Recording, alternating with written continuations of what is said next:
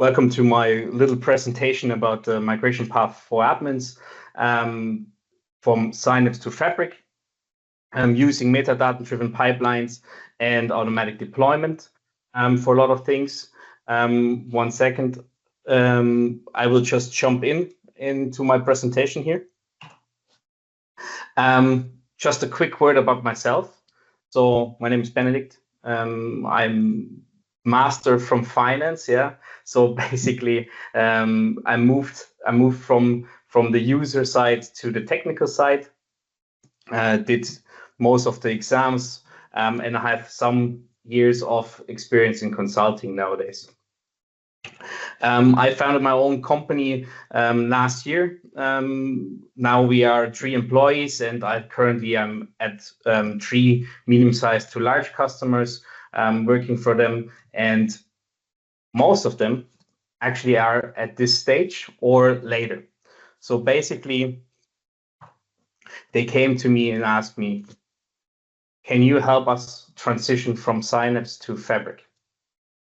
You helped us with Synapse beforehand. Can we actually start transitioning towards Fabric? We heard a lot about Fabric. We want to actually integrate it. We have some pain points. We will go through that as well. And can you be our technical lead and help us in a structured planning and approach for them? The journey so far, I said, of course, yes, yeah, because Fabric is quite cool. I was always looking forward to getting the first customer in Fabric. So just a quick introduction to the journey so far, where most of them come from. I tried to keep it as abstract as possible, but just for the best practices, I go into basically Synapse setup in the environments we have there. Most of them were actually Microsoft shops, Microsoft customers. Nowadays, we actually used medallion architecture, basically. We took Spark pools, we used Spark jobs between bronze, silver, and gold. We integrated Microsoft managed and self-managed data sources. Quite interesting for the D365, for example, with the Dataverse connector, but also, of course, self-managed data sources, which gave away basically to the Spark pools. In the Synapse environment, we use the medallion, of course, and for our serving layer, we use serverless SQL pools or serverless SQL as the basically presentation layer for our semantic models. Our pipelines, or the most pipelines, I guess you guys also use mostly metadata-driven and are quite fully automated. That's what Microsoft hopes, that's what I hope. So basically, I hope that this is actually also no news for you guys.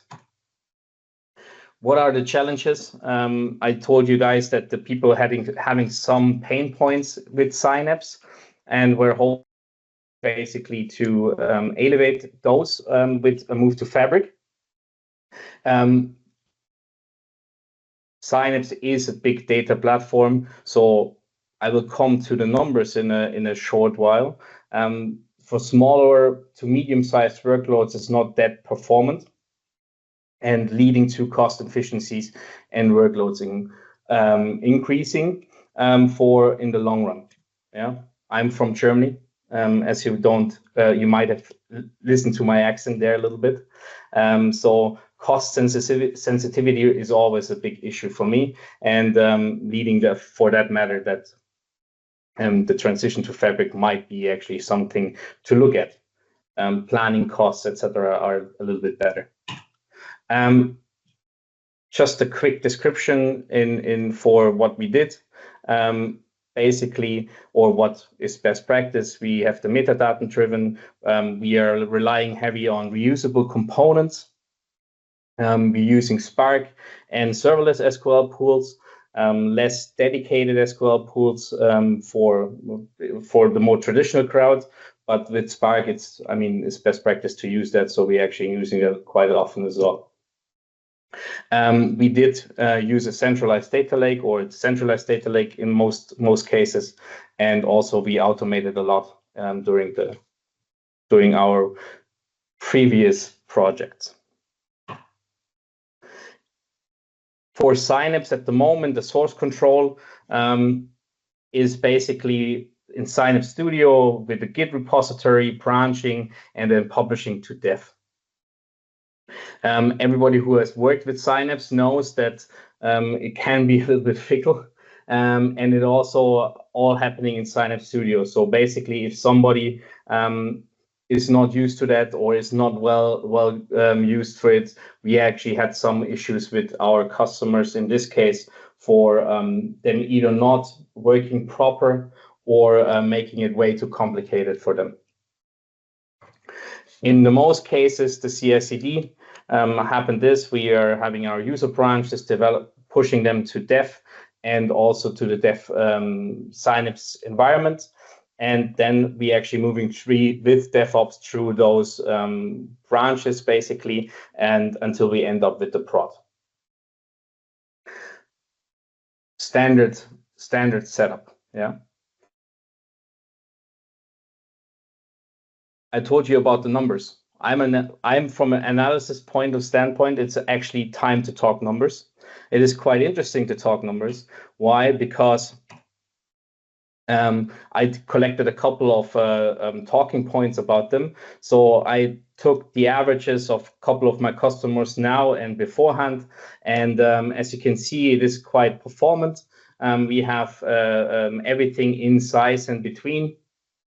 So we have everything between a couple of hundred views. We have a couple of gigabytes in memory usage, and we also have ETLs that are quite fast most of the time, except one outlier a little bit that takes a little bit longer. But still, the old data warehouse they were using, for example, takes about 24 hours. So at least Synapse puts some speed into that. For the migration part, pain points and the trigger for migration. Those are the points a lot of people talked about beforehand. It's also my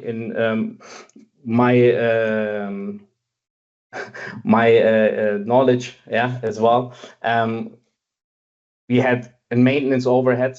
In most things, people developers tend to make things a lot complicated than there should be. Pipeline troubleshooting is quite complicated. Then also with Spark Pool and SQL pools, it was quite difficult. The management of the dependencies, yeah, it's just basically in every different places. It's quite annoying to work like this. We do have no support. We actually, to get CI/CD running or Power BI source control, for example, it took us quite a workarounds. SharePoints were used in some things. For CI/CD, there were like some complicated Terraform script that took months to develop. And the main source control was happening in Synapse Studio, which makes the UI really important. And I think, and a lot of people thought as well, that the Synapse UI is nice, but not that good for the developing experience. We have the monitoring issue. You monitor everything in different places. There is basically so many possibilities of optimization as well that it kind of put a lot of effort to go over the last percent. And then also parquet sizes for the Spark pools we were using were most of the times not ideal, making everything a little bit slower. And also, of course, the SQL pool was erratic at sometimes. Yeah. Predicting costs, basically also big difficult topic. Sometimes out of nowhere there were some cost increase. There were out of nowhere there were like in SQL queries we had some peaks for some reasons. Also it's basically not possible to plan that well. A lot of discussions with controlling, management, accounting in this case for what will be the costs in the future, etc. Can we predict that? And because of the more granular invoicing, I would say, and usage, it led that the prediction were like quite sometimes out of whack. We used most of the time this big data platform Synapse not to the full extent, and sometimes we are overused it as well. So a lot of companies I noticed that were relying heavily on the SQL, the serverless SQL. I mean, this is mostly not best practices for that, of course, but because it worked well for so many scenarios, they use it for everything, leading for overuse. Yeah. But in other cases, people were using Spark pools for transporting, I don't know, like 20 or 30 lines of code in some data flow, and where the data flow was actually taking longer like than 3 minutes, not just because of the 3 lines basically, but most of the times it was because the Spark pool took such a long time to requisition itself. Updating and testing was quite the data platform, so adding new stuff was quite difficult for most people to actually work on one platform, that making it quite difficult for me or for everybody to actually have a collaboration that's not just one person but multiple people. In this case, making it a little bit slow. We also had issues with onboarding. There was a lot of domain knowledge. People were starting to actually, or it is quite complicated to onboard somebody in Synapse. I think in Fabric it's so much easier, so much nicer to do. So basically here the onboarding was for new users was a little bit more cumbersome. Compliance and governance. Has anybody ever done and added a user to Synapse? Will notice that you have a lot of places where you can actually add users, and you do have to add people. So, for example, you have to go into the data lake for that role. Then you have to go and change the SQL user in the in Synapse. Then you have to add stuff to the workspace. So all that kind of stuff is really, I would say, a bit over-engineered in my opinion. So people were hoping that this will actually go away, and also that no integrated governance was also a big issue for most people. What are the administration key points, in my opinion? The CI/CD no native support. The workarounds are actually coming. They are mature now, I guess, but a lot of times it is quite difficult to keep them running. The monitoring was is always a difficult. Like, so most of my job is basically just to check if everything works through, and I have to check in multiple places most of the time. And then, of course, the resource allocation and those users. Basically, to set up a Microsoft Synapse instance takes quite a long time to get all the users properly done. Those were the basic the triggers for migration. That was the pain points a lot of customers have with Synapse, leading then, of course, to the challenges people might face migrating to Fabric. There are some missing features in the lake database, so schemas are missing. I know they will come. There were like projected challenges at the beginning of a couple of weeks ago. So basically, people had something nice with Synapse, and now they want something better. So they were starting to actually asking for more stuff. So schema for organizing is one of the things I thought might be not coming. Thank God it actually came. We still are not or the invoking pipeline issue. For my metadata-driven pipelines, most of the times I'm invoking pipelines. So this is still in preview. This might be a challenge for a lot of people, for a lot of environments, and I've seen quite some heavy use in invoking pipelines.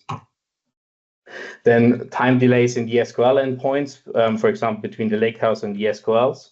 The SQL endpoint. So developing might be a little bit slow for that matter. And if you rely heavily on the SQL endpoint, it can take a little bit longer. So the traditional approach from SQL queries can be challenging. Query optimization. So with Delta Lake out of the box, there is less possibilities also with all those less manual steps, I would say. You have less space, and people were quite skeptical about how that will run out, especially because Microsoft put the AI logo on a lot of things. So that might have been that was a challenge I predicted as well. So we will see how that will work out. Then, of course, the Purview Hub, and also if the role-based access control models will actually hold up to the hype. Yeah. All those challenges and all this information together leads me to one big question here. Is Fabric Enterprise ready?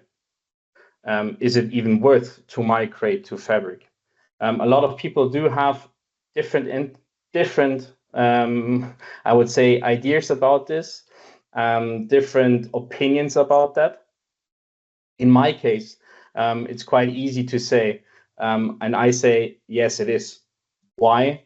Because the way Fabric operates makes, of course, not complete sense for some people who actually just look for lift and shift, who are looking for running the stuff their own way, the old way, basically. But is it enterprise ready? Yeah, I would say yes. Why? Because smaller and medium-sized enterprises definitely can take Fabric and run it and make their own data environment definitely less crowded, less complex. Yeah, and from Synapse. What is the typical ETL looking like with Fabric at the moment? It looks similar. Let's put it this way. We have the same Microsoft managed environments. We have the same self-managed stuff. We have lake houses now out of the box, making your life quite easy. We have warehouses. We have the medallion architecture. We store the data in a centralized data lake. Now it's one lake, but basically it's similar enough, making the migration effort, of course, then in the long run less. Yeah. Also, we can still use pipelines, and we still can use automations, and we still can use Power BI. But now everything is more user-centric. What do I mean with the user-centric part is everything is in one platform, showing that there's no division between Power BI and the data itself, which is presented, and the data engineering part.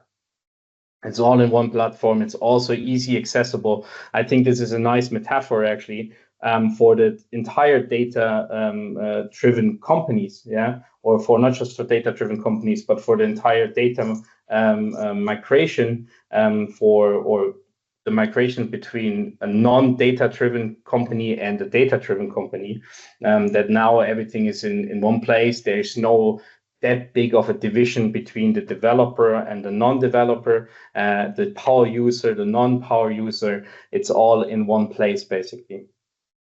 And I took the migration and from Synapse to Fabric as a little philosophical, and meaning that returning back to what is actually really important. And what is really important is of course, from the data engineering and from the administration point, that everything runs smoothly, you have the nicest developer experience, but also don't forget that there is people on the other side of your reports or of that data that actually want to consume it and want to do things with it.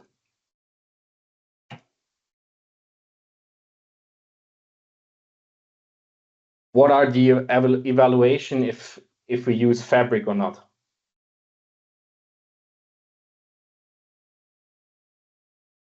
Synapse became quite complex in our point.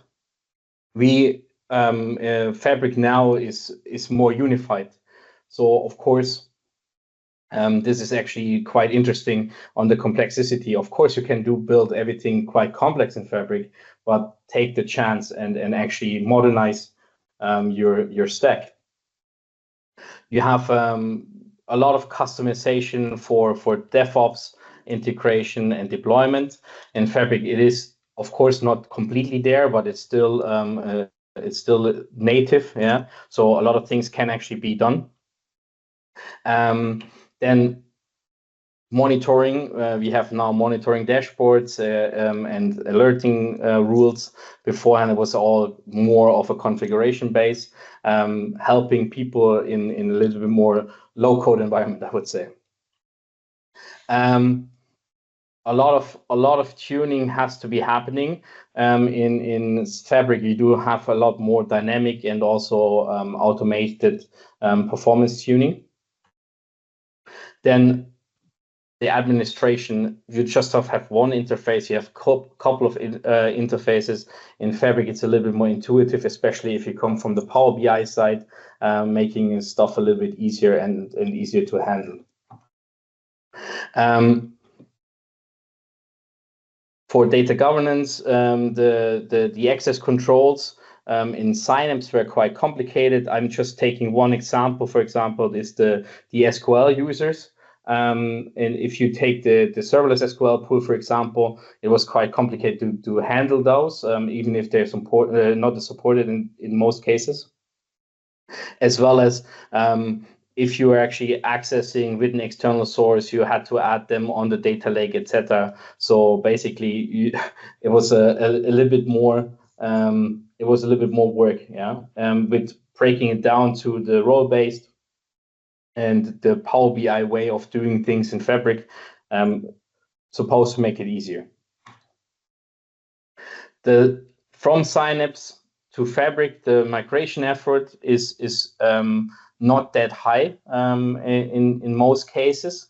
You can reuse a lot of things, but also you can actually rethink a lot of things. For Synapse, for example, was a little bit different. When you moved from SQL on-prem or whatever into Synapse, it was definitely a different work. So you're not losing all the work you have done in Synapse. It's just that from Synapse to Fabric is way easier than from anything else to Synapse. A lot of plus points in this case. As I said, I would decide on Fabric. But how do we decide on Fabric? Planning and assessment, of course, is a standard plan. In this phase, I'm just going not completely through every point. Doesn't make sense. Everybody has done this or thought about it. If you have questions about it, we can talk about later or in another session. But basically, the most important things are check or look at your old environment. In my migrations I found so many artifacts, I found so many points where we could actually make stuff easier. There were like a lot of things that we didn't need anymore. And also just think for the new features, yeah. So a lot of our metadata-driven pipelines, for example, got lost. We didn't need them anymore. First of all, because we were like using shortcuts, or the shortcuts feature is godsend, in my opinion. So a lot of times we didn't even have to migrate all of the stuff because there's new feature or there's something that can actually use it way more. I know it's still in preview. I had some really good efforts with the mirroring of the SQL databases, for example, for Azure SQL databases.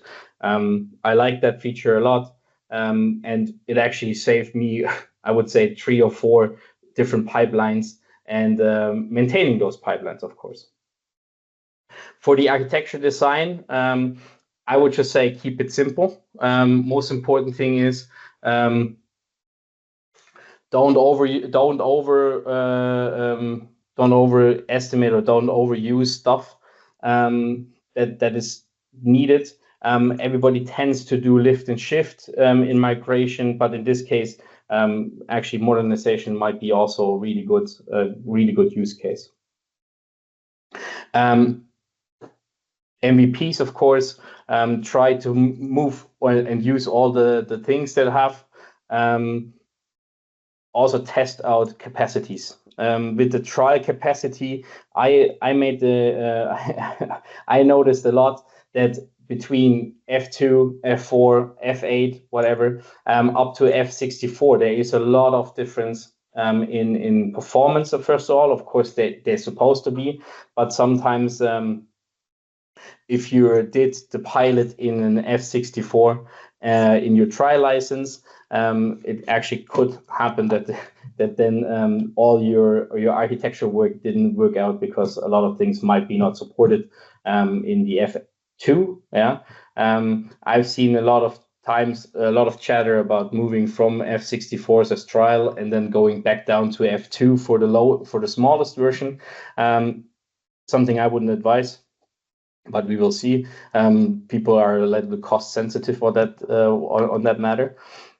So basically, just really try out the pilot migration, or just really try out the pilot with the fabric capacity you're using. What I notice is F8 is actually most of the time is a Pareto optimal point. For costs and performance for a lot of use cases, if you are okay or fine with some things missing in your fabric capacity. Then of course the full migration, then post migration optimization, all this kind of stuff, and then for handover, just one really big thing is I'm from the technical side now. So I miss a lot about the documentations. So this is actually something that I'm trying to place, not just for you, but also for me, that with handover, you should definitely document more, and you should actually continue documenting as much as possible.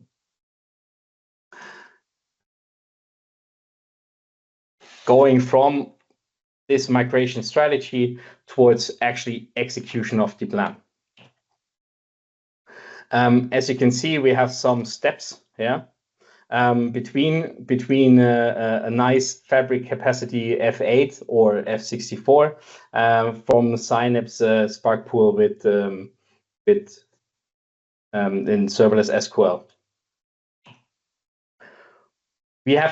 There's a lot of chatter or there's a lot of discussion. What should you use? Should you use a lakehouse? Should you use a warehouse? Should you use a warehouse?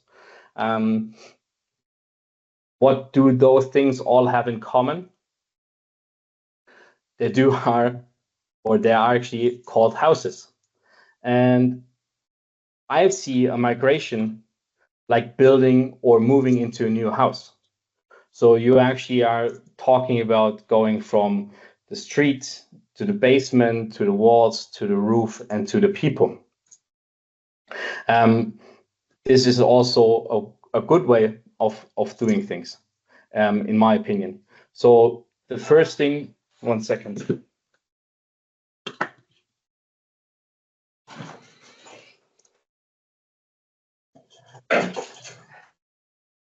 Excuse me.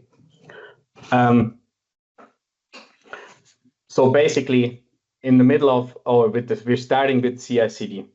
Now it's native. So basically, what do we have to do? We are setting it up of course, we are changing things a little bit on how we are working with CI/CD. We define how our strategy for CI/CD is, and what's the point actually. Do we use it? Do we need it? Then next, in my opinion, is then we are moving to data migration. Everything is fine, but we do need data in our house. So basically, that's the second step. There's different ways of doing this. Some have good points. Some have not so good points. Most of them are actually fine. But in my case, I picked out two which can be used quite easy. Then we need the walls, the structure of the house. In this case, going for importing the notebooks for data transformation and data loading, and then moving from the structure towards actually going and get the presentation layer. So we need the roof. Yeah, this is deploying within the serverless SQL pools, and then go from there and actually migrate the semantic models. Why? Because we do need the people inside of the house.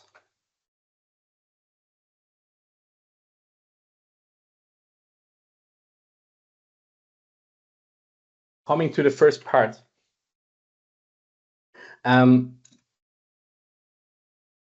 First things first is setting up, of course, CI/CD. I chose, or most of the time, it is a discussion between Git or with Git Actions or with Azure DevOps. I decided, or DevOps in this case, for this screenshot, making my life a little bit easier for data warehouse deployment. If you want, I can show you it later or sometime else. I'm not planning on a demo, so I just added a screenshot here. But basically, just discussing on the best practices and the way I defined it in or how we should define it in a most abstract way. Is basically we do have DevOps with the feature branch in the main, pushing it into the workspaces, and then having deployment pipelines between dev, test, and prod, leading to a nice CI/CD stream. And this is, of course, everybody has a little bit of flavor, but I went and had the best results with this. There is some great coming just back. There's some great YAML examples. I played also around with the YAML with of them, and we actually couldn't take too much from Synapse for that, because we actually had a quite difficult experience most of the times in Synapse. We had an extensive issues with private endpoints, with IPs, etc. But this actually works fine. Keep it simple. Keep it simple. The next thing is then we actually filling the data migration part. I selected two things which I had the best results with. Of course, there can be more. There can be copy pipelines. There can be everything. You can by hand copy stuff from left to right. But in my case, it was the best things were like the metadata driven pipelines, which we already had in place for most of the data loading. What a nice little bonus was that I didn't have to do too much of data distribution discussions. First of all, because it was just automatic. Yeah, it is so much easier in Synapse. We had a lot of discussion about that, but now it is so much easier, and we just put it in there, and that's it. Then one thing is we do have to talk about the data types. So there must be some transformation beforehand in the metadata. So I put a container, not container, sorry. I put a table with the data, with the new data types and the old data types, and I was running a stored procedure in this case, and running it over the command lines, and we're actually transforming the command lines from one place to another and changing the data types first before I put them into our environment. I said I'm not using that much data pipelines anymore. First of all, because with Delta Lake out of the box makes it so much easier, in my opinion, to just throw in the data and everything is taken care of. Of course, there is then less possibilities of fine-tuning stuff, but for the most cases, as you can see beforehand, it's not that needed that much anyway. And we had great results with just throwing it first of all, just throw it in there and then actually talk about it later. But most of the times we just couldn't continue with this.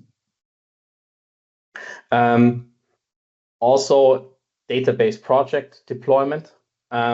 It's quite a good way of doing it. The only thing is the TSQL service area. I don't know if everybody has noticed that, but it's quite annoying because Synapse depends a lot of things with the open row set command. We have a lot of external sources it's not supported yet, or it's not supported, and we had to rewrite a lot of data, a lot of views, or actually delete also a lot of external tables with the data source because of that. But good thing, most of the time the external data source was not even needed anymore, because we were able to actually handle that with either a shortcut or with direct access to the direct access, and not depending on the open row set anymore. The interesting was for importing, or the next step would be the notebooks import. We did that actually with notebooks.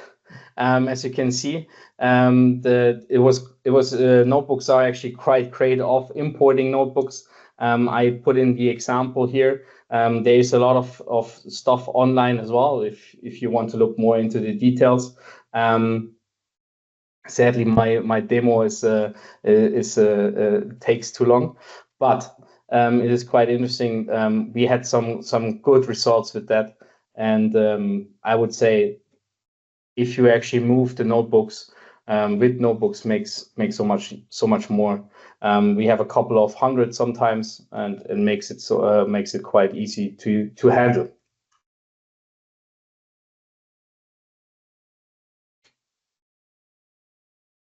For finishing the house, basically, I imported, or you should import the Synapse serverless, the gold layer, as you would say, into your fabric. It's possible with CI/CD in this case, or with deployment. Of course, there needs to be some transformation.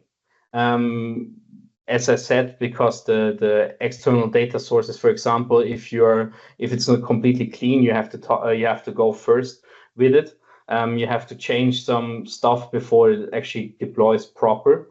But as soon as it deploys proper, it's quite easy to handle, and that's always my first step for Synapse files in this case. There is this is my YAML thing.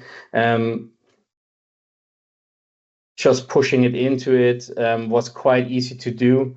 You can just throw it in with an Azure DevOps pipeline. But as I said, a lot of people depend on the open row set. There is a lot of things actually creating the open row set in the backend for Synapse. So if you're transporting views or external data, external tables, you have to have a look out for that. Open row set is just an example. There's a lot more where that comes from. But basically, it is still a good example. Yeah. We then migrated, or then you should migrate your semantic models. This is always a little bit forgettable. Yeah. Whoever has done a migration from imported data sets or imported semantic models to live ones or to DataGrillen knows that this can be actually quite difficult to do without, as I said, without great preparing of things. So basically, try to use the semantic link feature. This helped us a lot, making a step-by-step comparison of taking the old imported data set and then actually putting into the new semantic model using direct lake.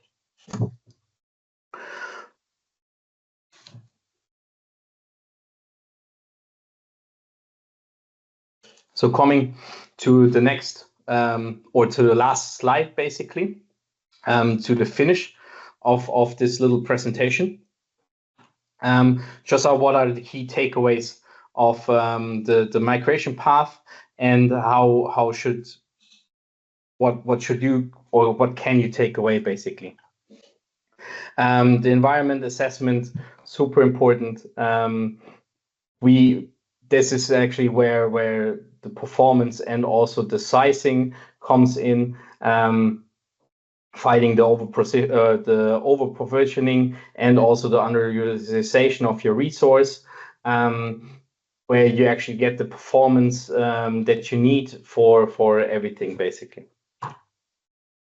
Then changing the access, going away from decentralized to more centralized security model.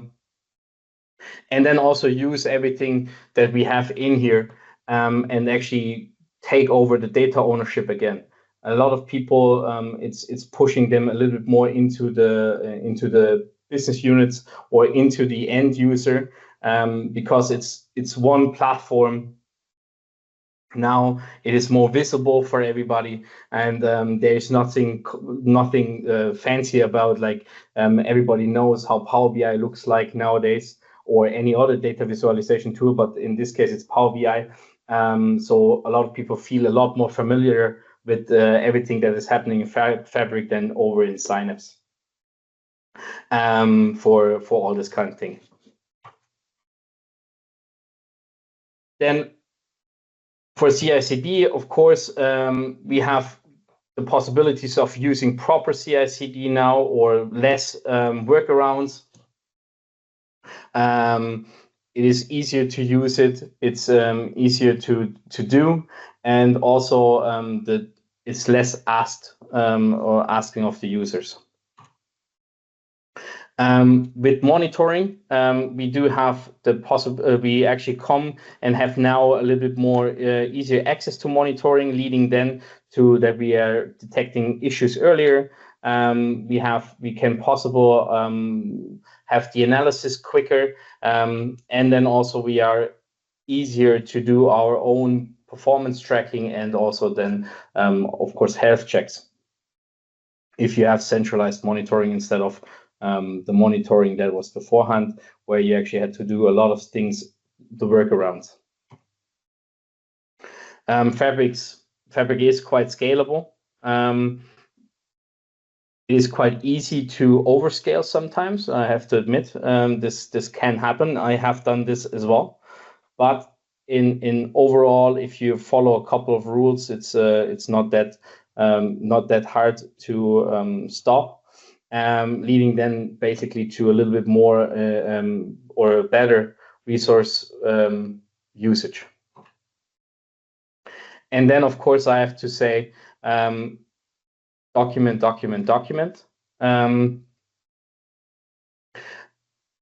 It is quite a step for a lot of users. It is still an abstract topic, this migration. not just for the developer, not just for the administration part, but also for the developers and also the end users. A lot of stuff is happening. There is always transitioning in the entire environment. So the knowledge transfer is quite important. So documentation is quite important. But because of the less complexity of Fabric towards against Synapse, leads, of course, that the documentation might be a little bit smaller. That's at least a good win. Yeah.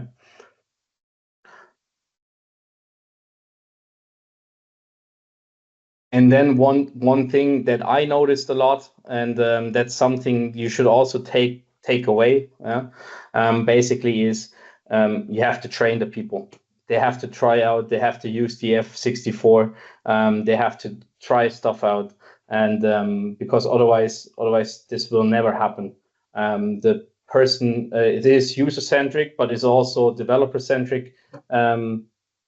You do have because of the more visibility, you need to be quite confident in the product. So training is key. Yeah. So thank you for your attention. If there's some questions, I feel free to ask. In of course, and if not, I hope you enjoyed the presentation. Thank you.